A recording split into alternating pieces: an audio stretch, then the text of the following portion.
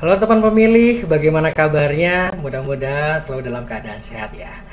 Baik teman pemilih, senang sekali kita bisa berjumpa di podcast KPU Jateng. Tentunya masih bersama saya Haris Pamungkas. Baik teman pemilih, episode kali ini adalah episode spesial karena apa? Ya jelas dong, karena narasumber yang hadir pada saat episode kali ini nggak main-main. Kira-kira siapa ya? Inilah narasumber yang kita tunggu-tunggu. Mungkin bukan cuma kita, tapi masyarakat seluruh Indonesia, se-Nusantara gitu. Nah, karena beliau sudah ada di sebelah saya, gimana kalau kita langsung sapa saja? Beliau tidak lain dan tidak bukan adalah Bapak August Melas. Selamat sore Bapak. Halo Mas Ari, selamat sore. Selamat sore, bagaimana kabarnya? Alhamdulillah, sehat. Sehat ya Pak ya? Sehat. Baik teman pemilih, beliau adalah Bapak August Melas, anggota Komisi Pemilihan Umum Republik Indonesia, Ketua Divisi Sosialisasi Pendidikan Pemilih dan Partisipasi Masyarakat, atau yang disingkat dengan Sosdikli Parmas. Gitu ya Pak ya? Yeah. Agak panjang ya Pak? Yeah. Tapi benar ya? Betul. Baik. Bapak, sebelumnya saya mengucapkan sugeng rawuh di KPU Jawa Tengah. Terima kasih, saya harus mengucapkan selamat atas peluncuran dari Foodcast KPU Jateng. Terima kasih sekali Ya. Bapak. Semoga sukses ke depannya. Amin, Makin amin. banyak isu-isu yang bernas, yang kritis, Iya. dan itu dikupas tuntas. Pasti Jadi kok. jawaban pada masyarakat. Siap. Itu. Terima kasih sekali Bapak. Ya. Sekali lagi saya ucapkan terima kasih ke Bapak Ya. karena Bapak sudah ikut membersamai KPU Jawa Tengah untuk peluncuran dan peresmian dari podcast KPU Jateng. Nah, sekiranya nih Pak, kalau Ya. boleh saya tahu, Bapak ini kan ibaratnya seorang dirijen dari sebuah orkestrasi dari Divisi Sosialisasi Pendidikan Pemilih dan Partisipasi Masyarakat. Kalau boleh Pak, kiranya ada harapan apa Pak kepada podcast kita ini, tentunya kepada pemilih, teman pemilih yang ada di Jawa Tengah. Ya, kalau harapan pasti sangat besar, tetapi memang podcast ini kan juga satu program yang didedikasikan untuk mengubah sesuatu. Ya tentu podcast harapannya bisa menjadi sarana titik temu gitu ya, antara apa saja yang isu-isu dibahas oleh publik dan kemudian apa yang kemudian bisa direspon oleh KPU, atau misalnya pertanyaan-pertanyaan yang dilontarkan atau terlontar di publik dan didiskusikan oleh publik kemudian bisa mendapatkan jawabannya dari pihak otoritas penyelenggara. Nah, itu yang paling penting. Paling penting itu Karena, ya Pak ya? Iya, pada akhirnya kegiatan-kegiatan semacam ini atau diskusi-diskusi yang melalui kanal Foodcast misalnya, itu gunanya untuk meminimalisir setidaknya misalnya potensi disinformasi ataupun hoax yang misalnya kita khawatirkan akan muncul dan banyak dikonsumsi oleh para pemilih secara luas lah. Betul sekali Bapak. Gitu. Ya, memang podcast KPU Jateng ini sebuah wadah di mana Ya. kita tuh ingin menjadi sumber utama Pak. Ya, Ya kan? betul. Informasi terutama tentang kepemiluan lah. Ya. Gitu. Nah, ada satu ini Pak, informasi yang saya dapatkan tentang roadmap Pak, ya kan? Ya. Nah, ini roadmapnya tentang Sosdikli, Ya. terutama itu. Nah, ada beberapa poin yang saya dapatkan itu, salah satunya adalah KPU saat ini dalam kondisi untuk menajamkan segmentasi sasaran, itu satu. So. Lalu yang kedua adalah KPU itu sebagai pusat pengetahuan, terutama tentang kepemiluan ini pasti Ya, nih. betul. Dan yang ketiga adalah KPU sebagai pusat kerjasama multi pihak. Ya, ya. Nah, kalau boleh Bapak kiranya bisa menjelaskanlah kepada kami ini, kepada teman pemilih secara detailnya seperti apa sih Pak roadmap itu? Ya, sebenarnya ini roadmap ini kan bagian dari visi misi yang pada saat saya melakukan proses seleksi itu saya sampaikan. Jadi kalau misalnya seleksi yang di hadapan tim ya, seleksi, ya betul. Nah, itu kemudian mau tidak mau karena itu bagian dari komitmen yang saya sampaikan di tim sel, itu juga disampaikan pada pleno. Nah, kira-kira kalau KPU itu sebenarnya gini, roadmapnya itu kalau dalam konteks sosialisasi pendidikan pemilih dan partisipasi masyarakat itu mungkin spesifik ya. Tapi KPU secara kelembagaan itu kan tidak ada lembaga lain di luar KPU yang punya pengetahuan, pengalaman tentang kepemiluan hanya KPU. Hanya KPU ya Pak ya? Iya, kita mungkin agak telat memahaminya gitu. Ternyata barang itu ada. Nah ini yang kemudian KPU mau tidak mau dalam konteks roadmap ke depan itu harus mampu menjadikan dirinya sebagai pusat pengetahuan kepemiluan, karena tidak ada lembaga lain yang bisa dibandingkan dengan KPU. Betul ya Pak. Satu-satunya lembaga yang menyelenggarakan pemilu, punya otoritas untuk menyelenggarakan pemilu itu KPU. Dan lembaga ini sudah menjalankan kepemiluan sejak, misalnya kalau kita lihat KPU yang sekarang, tentu kan 2004 sampai 2000 pemilu 2004 pemilu 2004 ya sampai pemilu 2019 kemarin terakhir. Tetapi sebelumnya juga kan dilakukan oleh lembaga seperti KPU juga. Nah, tidak ada bandingannya.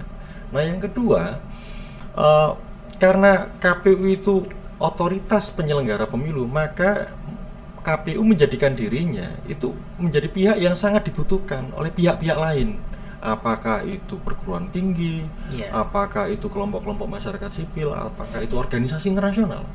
Dan ini sebenarnya mau tidak mau KPU menjadi satu center bagi interaksi dan diskusi atas berbagai perkembangan lain yang ada dibawa oleh pihak-pihak lain.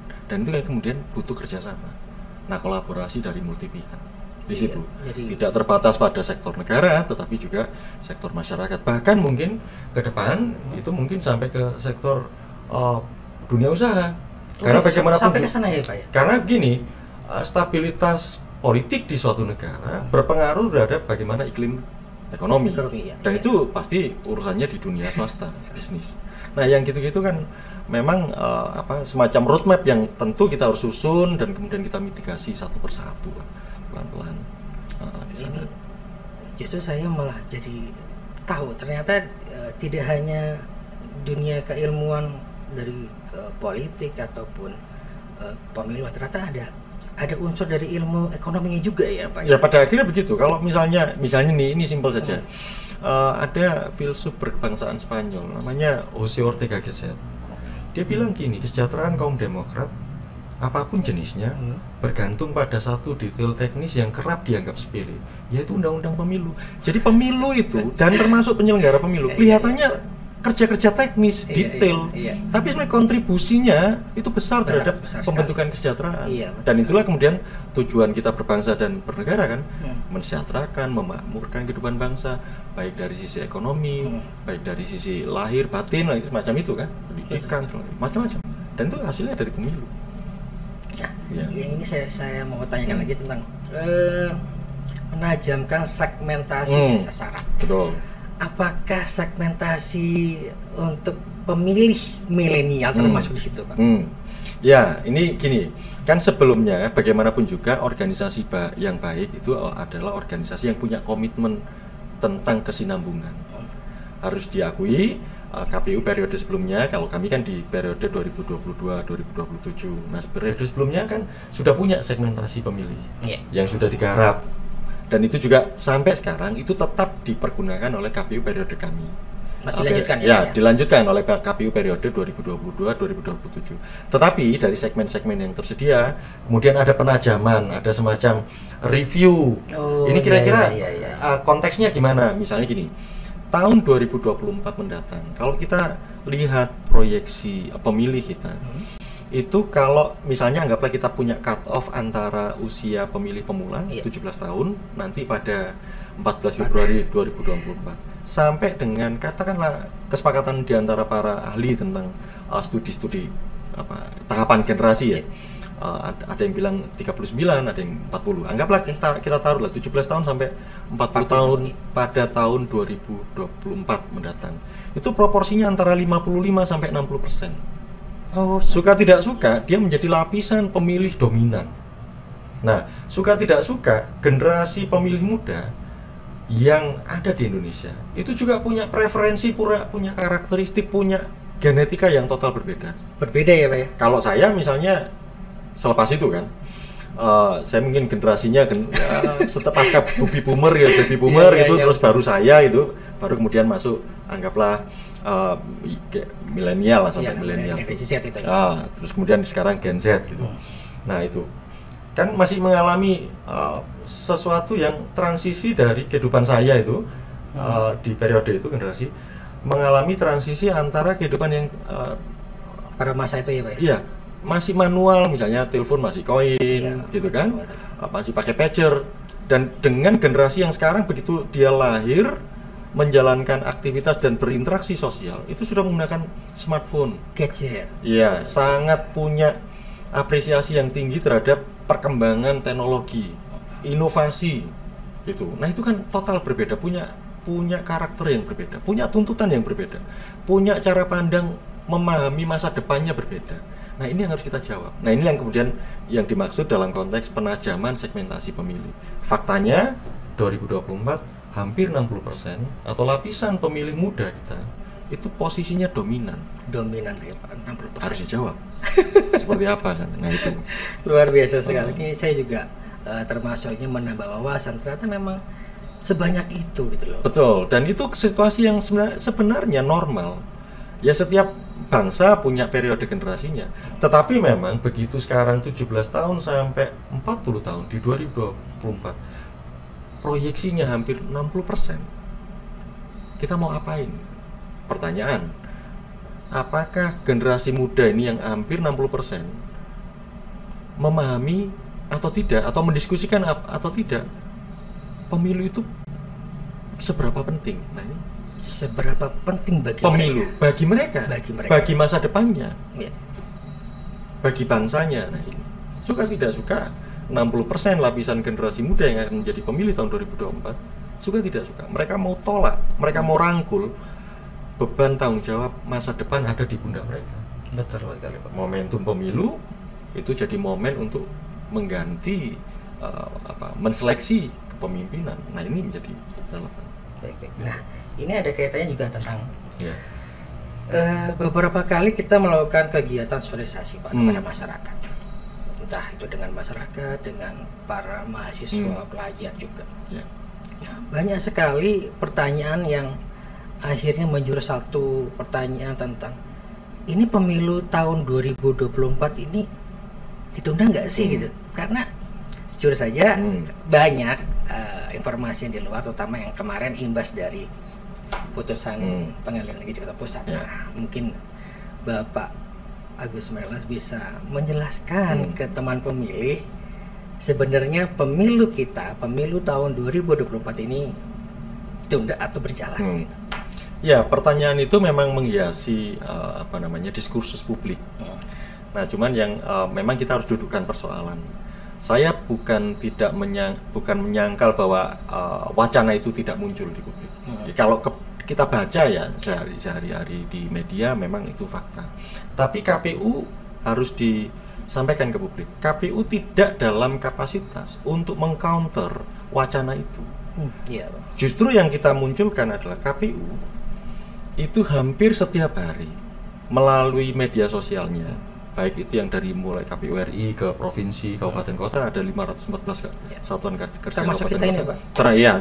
Itu kan semacam buffer zone kita kan, terkait untuk memastikan bahwa setiap hari ada produksi informasi kepada publik yang diproduksi oleh KPU dengan jajarannya, disebarluaskan oleh KPU dengan jajarannya terkait dengan tahapan apa yang sedang berjalan. Dan sekarang tahapan itu kan macam-macam kan, berlapis-lapis. Ada yang dilakukan di tingkat kabupaten kota, nanti di tingkat provinsi, tingkat RI.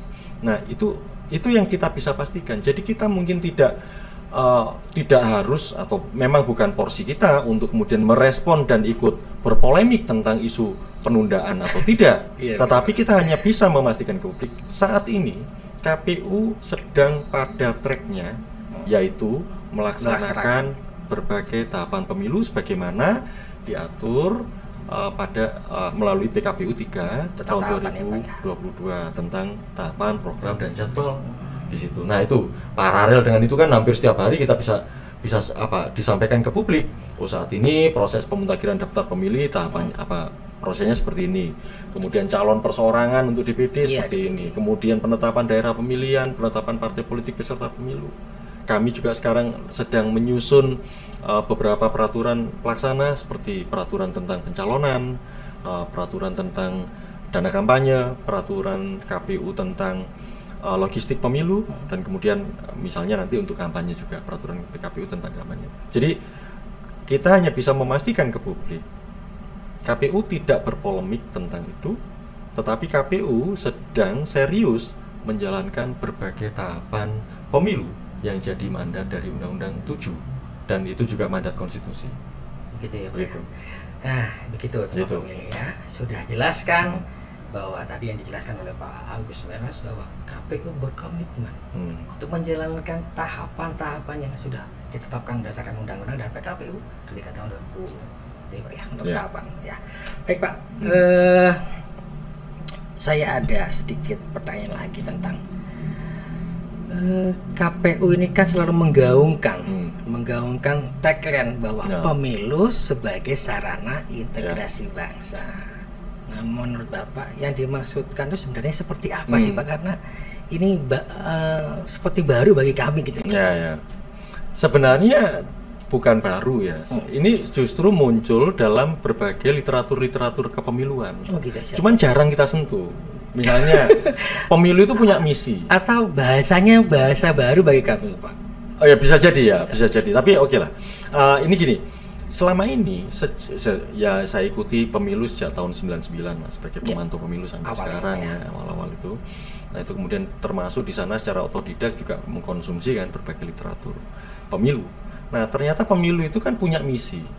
Dia macam-macam sarana untuk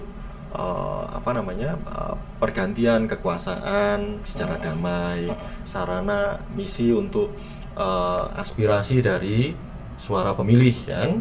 Untuk menentukan siapa yang akan menjadi pemimpin, macam-macam. Si pemilu juga misinya kompetisi. Tetapi ada yang biasanya terakhir itu jarang orang sentuh. Pemilu itu sebagai sarana pemersatu.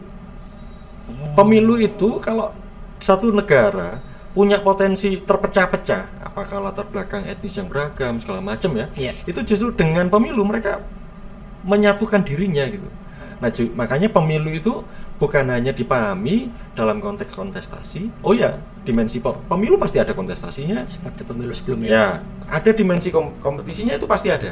Tetapi biasanya kompetisi dan kontestasi itulah yang mengemuka dalam diskursus kepemiluan kita. Tetapi ada yang satu yang jarang disentuh, bahwa dalam kompetisi dan kontestasi yang selalu ada di pemilu, itu juga pemilu punya misi penting, yaitu sarana integrasi bangsa, mempersatukan. Jadi pemilu itu memang pada saat prosesnya itu akan ada kontestasi di antara para kandidat, pasti ya Pak ya? Ada kompetisi program di antara para peserta, iya. Tapi begitu selesai pemilu, siapa yang terpilih, tanggung jawabnya bareng-bareng, mau yang menang mau yang kalah, dia menjadi pihak yang harus menopang bagaimana keberlanjutan negara kesatuan Republik Indonesia yang kita sepakati demokratis melalui pemilu. Baik yang kalah maupun yang menang kan sama-sama nanggung. Masa depannya bangsanya bagaimana? Nah, di situ dan makanya, itu harus diterima semua ya Pak. Betul. Nah, itu pemilu itu memang sarana pemilu menjadi sarana justru untuk mengintegrasikan antara anak bangsa dengan berbagai keberagamannya yang harus dimaknai sebagai itu kekayaan bangsa kita.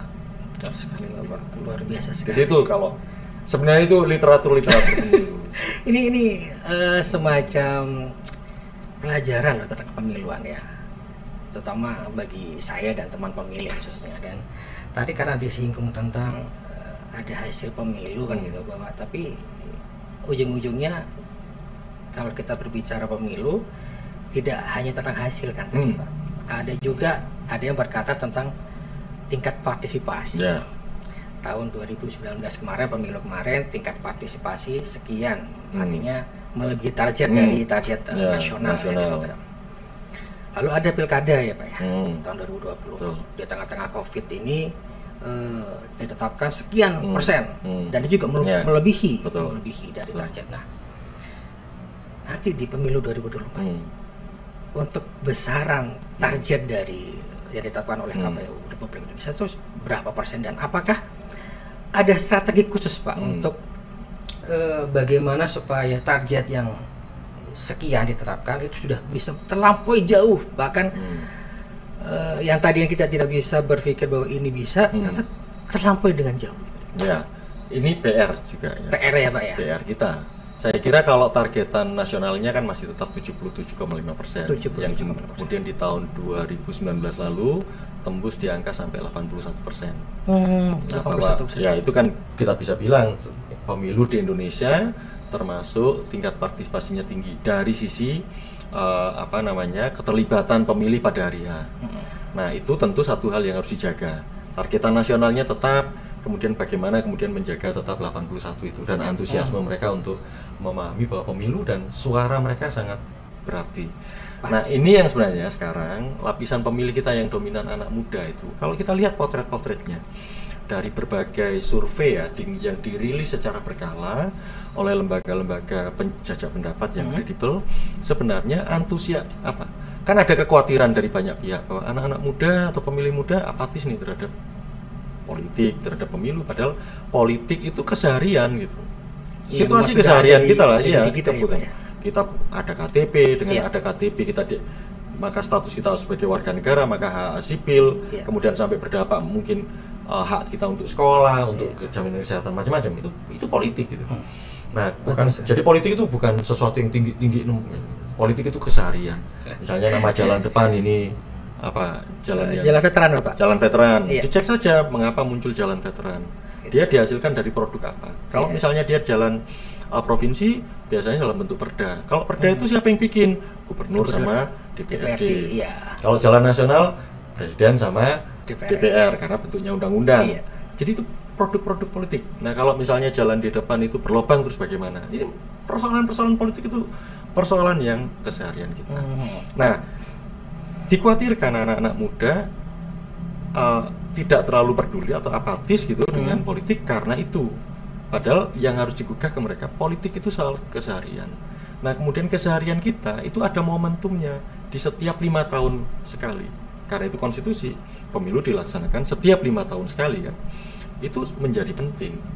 Nah, ketika persepsi kita sama melihat persoalan bahwa ini loh pentingnya pemilu, maka orang akan beranjak untuk kalau gitu saya terlibat, tergugah. Tidak hanya sekarang tingkat level keterlibatannya, apakah hanya pada batasan sebagai pemilih?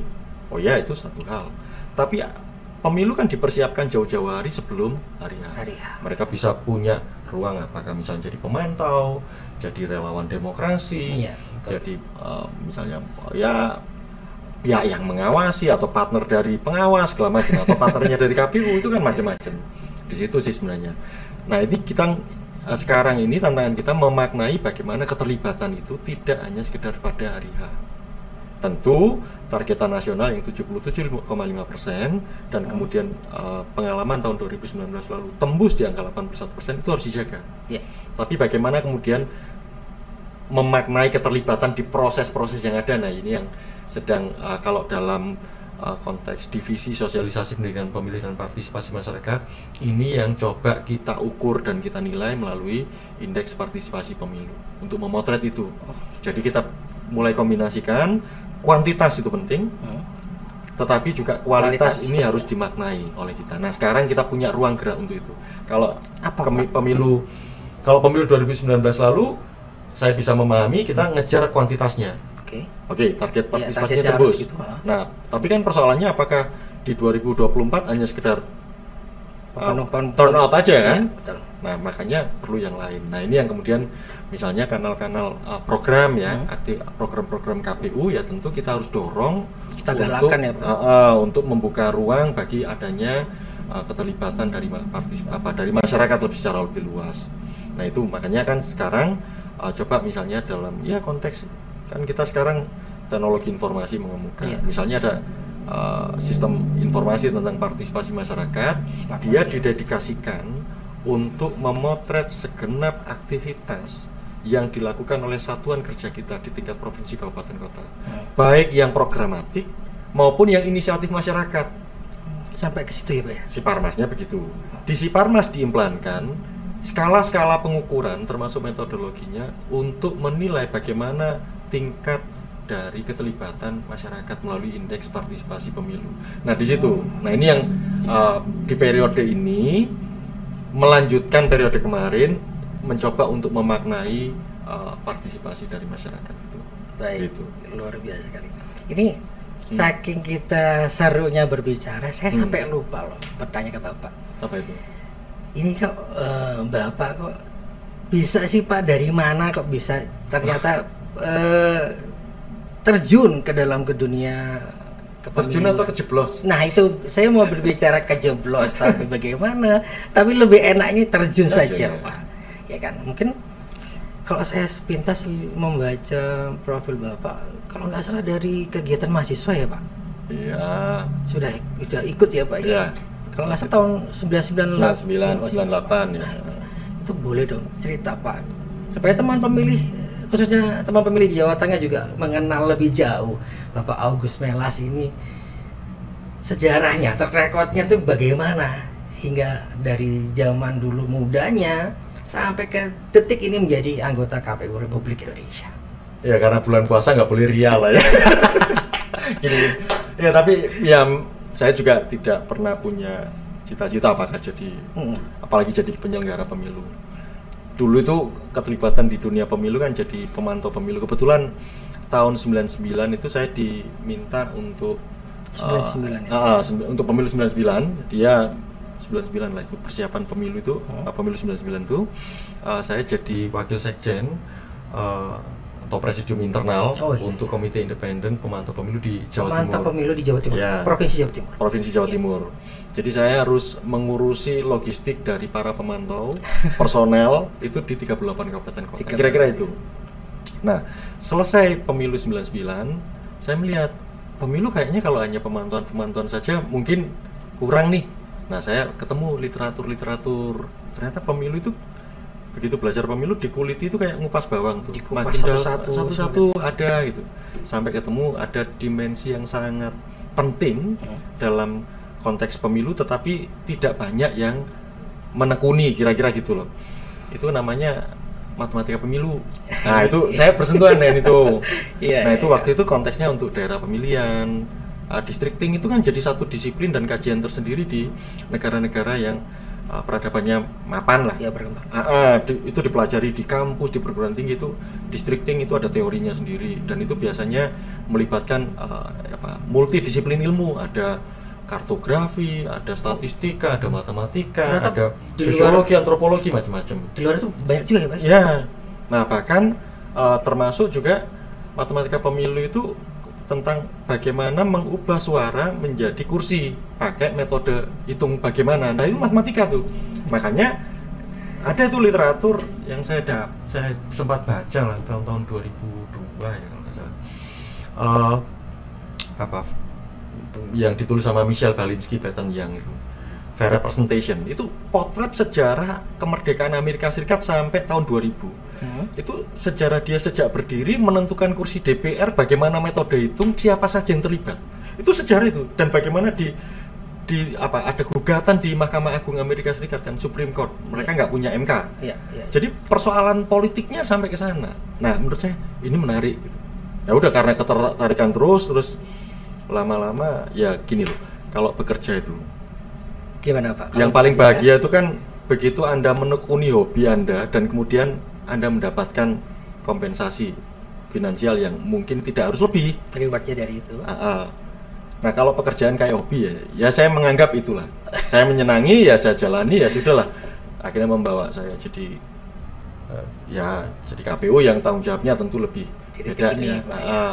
Minimal gini kalau dulu sebagai pengamat orang-orang yang di luar aktor non negara ya, saya kan bisa bebas berpendapat, menganalisis sesuatu. Kalau sekarang kan banyak direm.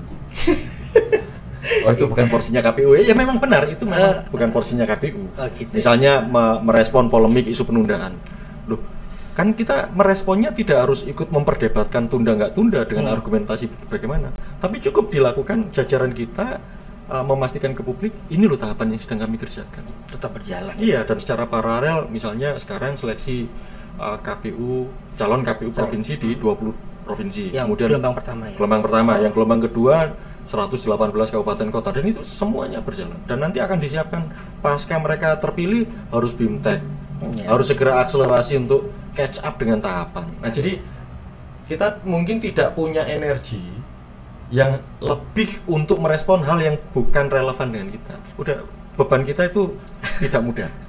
Nah, fokus ke sana saja. Ya, ya. Gitu. Dan ini saya menemukan ternyata tadi selain keilmuan tentang politik, lalu ada pemiluan, ada juga tadi Bapak menyinggung tentang matematika, antropologi. Itu Ya, pengaruh juga ya Pak? ya pemilu kan pada akhirnya multidisiplin. Apapun itu. Iya, siap.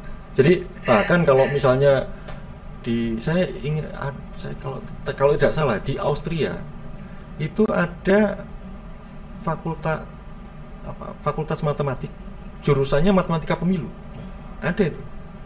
Baik. Itu menarik yang gitu-gitu. Tapi kan ya oke lah, ini buat pemicu agar teman-teman yang mungkin sekarang studi politik, mungkin ambil konsentrasi pemilu, coba deh dikupas-kupas itu. Ini mungkin nanti tema selanjutnya dengan Pak Agus Melas sendiri. Ya itu nanti.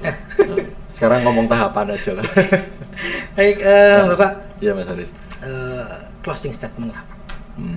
Apakah ada pesan-pesan dari Bapak kepada teman pemilih, penyelenggara ataupun peserta, dan tentunya dengan stakeholder yang ada di Jawa Tengah untuk sama-sama membagikan, ayo kita memilih untuk Indonesia. Nah, ada nggak pesan-pesan Bapak untuk itu? Ya, yang jelas gini, suka tidak suka pada akhirnya Indonesia sampai pada satu titik, dia harus mampu mempertukarkan segala pengalaman baik, segala pembelajaran terkait dengan pemilu dan demokrasi yang sudah berlangsung di Indonesia sejak 5 kali berturut-turut. Nanti 2024 menjadi pemilu yang ke-6. Kan itu 99, 2004, 2009, 2014, 2019. 5 kali berturut-turut. 2024 akan menjadi pemilu ke-6. Biasanya ini lagi-lagi ambil dari ahli-ahli lah ya, ambil semacam konsensus.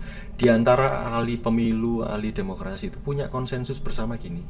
Negara yang sudah pernah menjalankan pemilu secara demokratis 5 kali berturut-turut tanpa satu kali pun terinterupsi perilaku non demokratis, misalnya kudeta, coup, segala macam ya, maka negara itu wajib untuk jadi rujukan para ahli pemilu.